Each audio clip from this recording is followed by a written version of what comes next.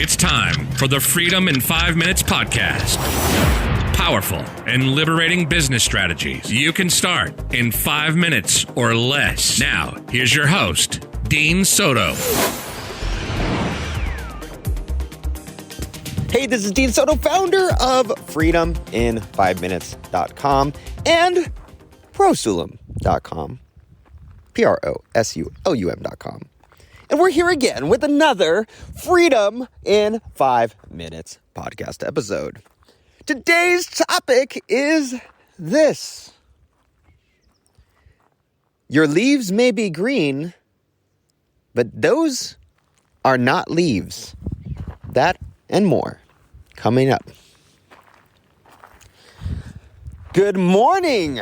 Wow. So today, at least as of recording this, spending the morning walking the dog, Miss Lunameister somewhere out there in the great unknown. I don't know where she's at. Looking around. I don't see her. She's in the bush. She's in the bushes. And I hear some other dogs barking, so they're probably hearing me going, who the heck is that? Sorry, guys. I'm on my land. It's mine. Go away. So I'm here with the Lunameister yet again. And enjoying a pretty good morning today.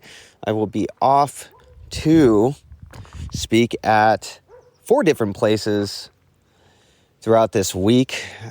Speaking at WeWork in Orange County, Spaces, and WeWork in LA, and a couple of other places as well. So, all that being said, pretty excited. Pretty amazed at just what God's been doing. It's been pretty awesome. So, all that being said, let's get into this. So, when we first got here on our property about 3 years ago, we got here so I actually came up, so it was interesting. So, we had been looking for a house. So, we lived in Orange County for a long time, over in Buena Park, California. And we, at the time, had, how many kids do we have? We had 6 kids at the time. We had 6 kids. And it was a 1,800 square foot house with like a 7,000 square foot lot. And so that was really, really tough having 6 kids. It was really rough. And so we had actually been looking prior to moving for, I want to say, about 3 years. We had been looking for other places to move. Buena Park was nice. We had paid a lot for our house at the top of the market when we bought it back in 2005. And the good thing was, we actually we wanted to move at one point in time, but the whole market crash happened and we weren't able to move. So we had to stick there.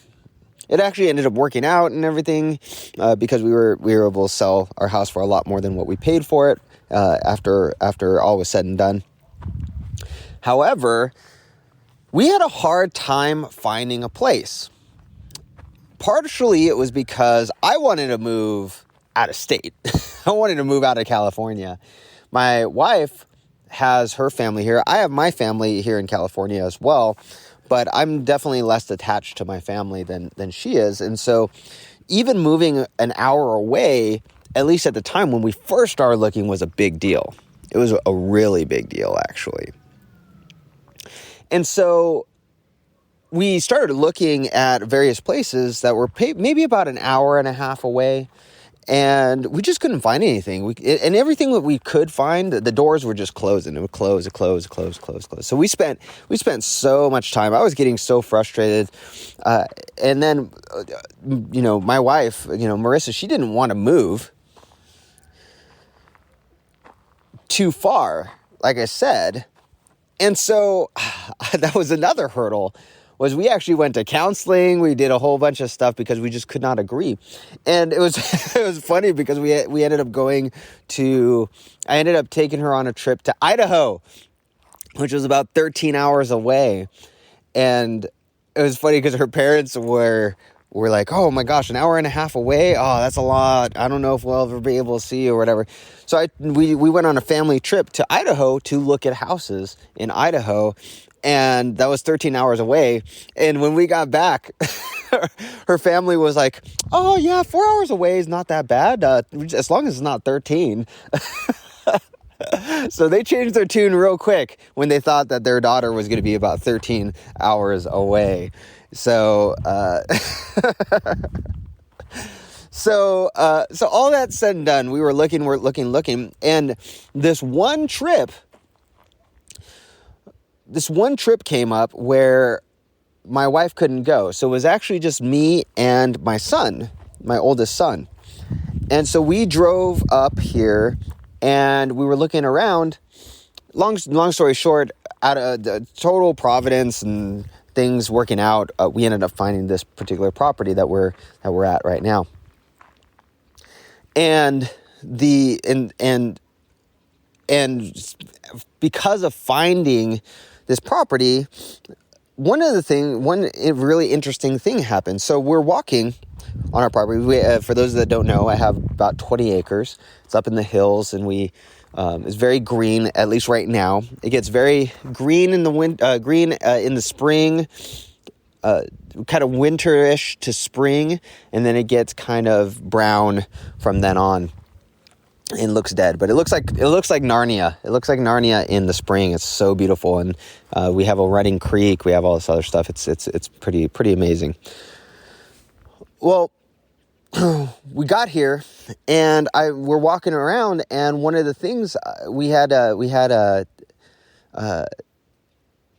was looking at these the oaks. We have a ton of oaks, these black oaks that are over here, and I'm looking at them now. This is right as things are starting to get green and beautiful and so on. And I'm looking at these oaks, and I'm looking at one of them.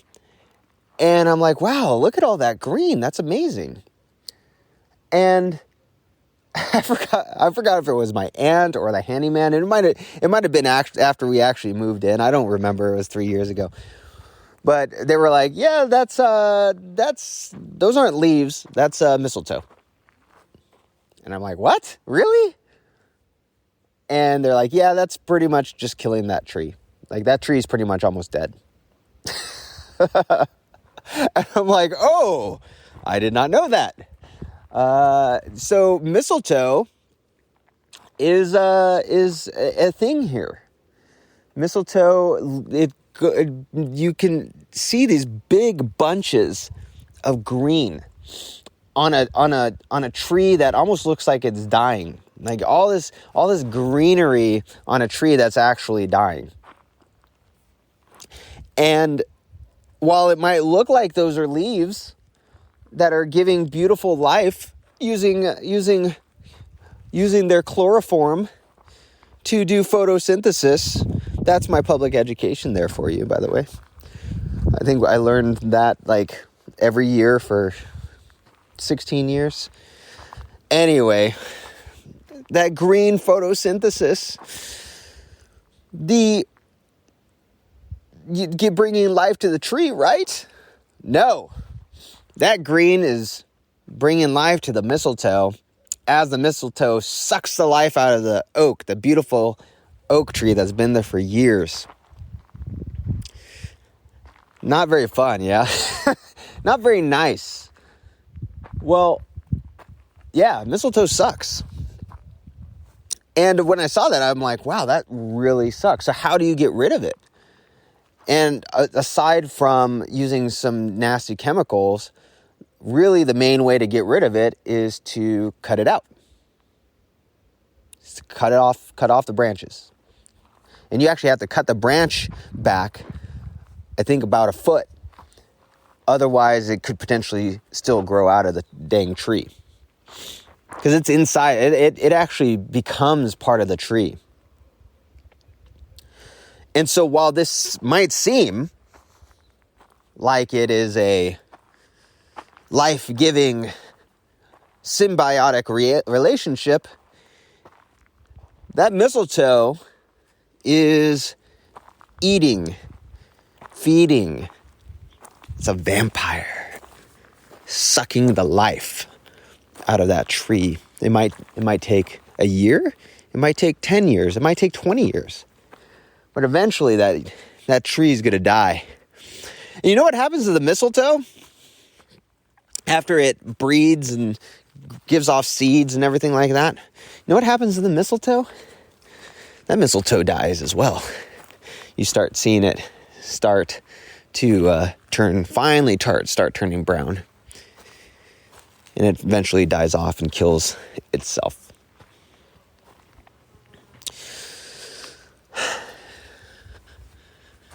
Well, now that you are thoroughly saddened at all my oak trees, not all of them have them. Some of them are able to fight them off. The ones that are strong are able to fight them off. But now that you're thoroughly, yes, I'm so sorry. Oh, now that you're thoroughly saddened, what's the whole deal? What's the whole importance of this? Well, the importance is that, guess what? You have people in your life. You have clients in your life. You have so-called friends in your life. You have family members in your life that look good. They look green. They look like they're giving you life. They feel good. They look like it's a symbiotic relationship.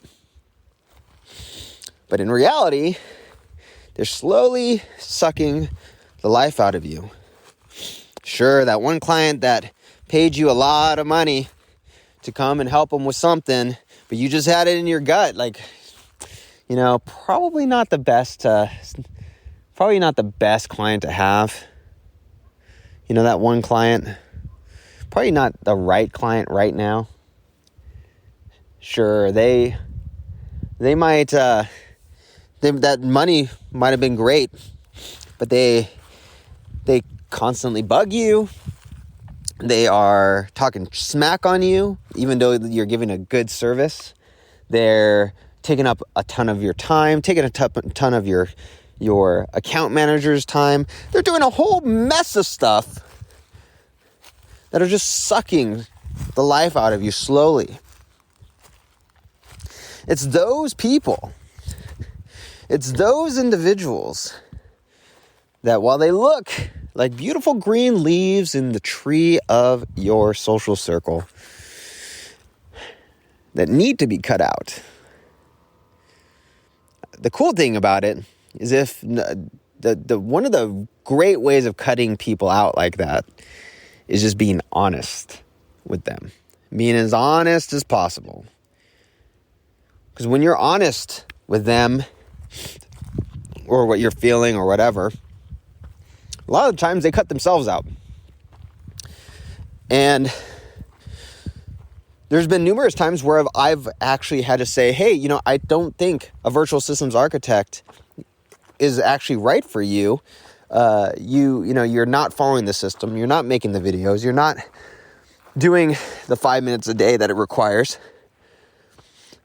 So I think it's probably best that we cancel and refund.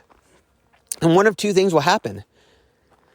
The ones who are not mistletoe will say, oh my gosh, yeah, you know what? I'm so sorry. I need to make time. It's my bad. I really need to make this happen. I see what you're saying, and I'll make it happen. You have those kind of folks. And you also have the folks who will say, yeah, you know what? Give me a refund.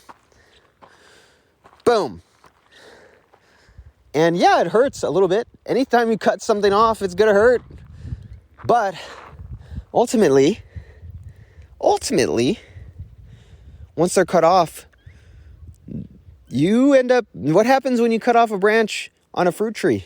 You end up getting more fruit. And I can't tell you how many times I'm like, gosh, this sucks. I wish I didn't have to cut this person off, or wish I didn't have to cancel this person, or I wish that one bad customer turned into 3, 4, 5, 6 additional great customers. Ones that love what we're doing and know how valuable it's been. That is what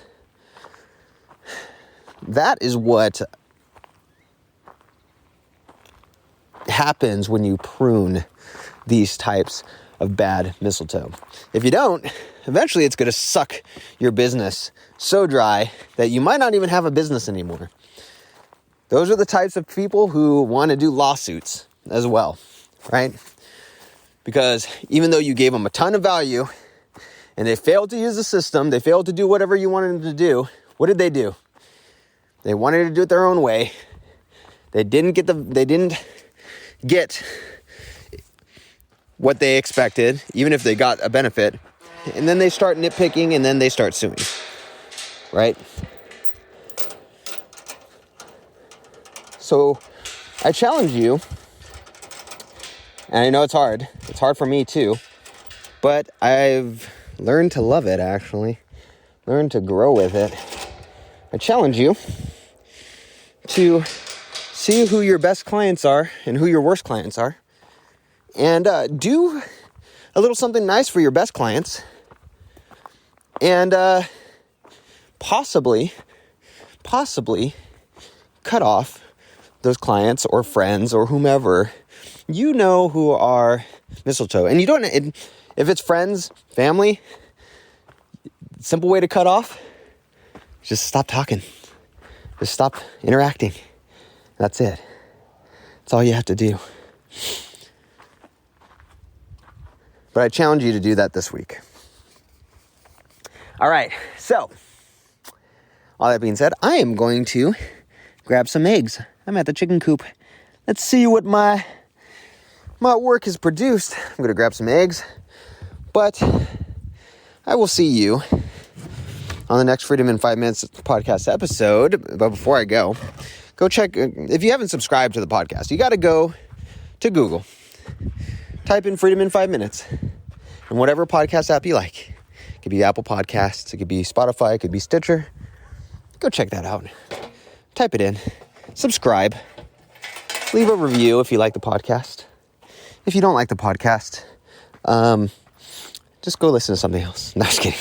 It's fine. You can leave a review. I don't care. But go subscribe to the podcast. If you want a virtual systems architect, you want to literally systemize and automate your entire business with a dedicated virtual systems architect. Super, super inexpensive. Way less than minimum wage here in California. Jeez. Go check that out at freedomin5minutes.com or prosulum.com, prosulum.com. But until then, this is Dean Soto, and I will see you on the next Freedom in 5 Minutes podcast episode. Thanks for listening to the Freedom in 5 Minutes podcast. Now, head over to www.freedomin5minutes.com and register for our free masterclass and discover how to start systemizing and automating your entire business 5 minutes at a time. We'll see you next time on the Freedom in 5 Minutes podcast.